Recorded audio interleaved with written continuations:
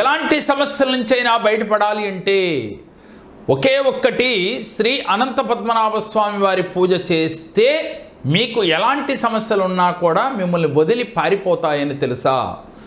గత కొన్ని సంవత్సరాలుగా ఈ పూజ ఆచరించి ఎంతోమంది జీవితాలలో అద్భుత ఫలితాలను ఇచ్చింది కల్పవృక్షము కామధేనువు లాంటి శ్రీ అనంత పద్మనాభ స్వామి వారి సామూహిక పూజ. ఇది సెప్టెంబర్ 6వ తారీఖున మా ఆధ్వర్యంలో నిర్వహించడం జరుగుతుంది.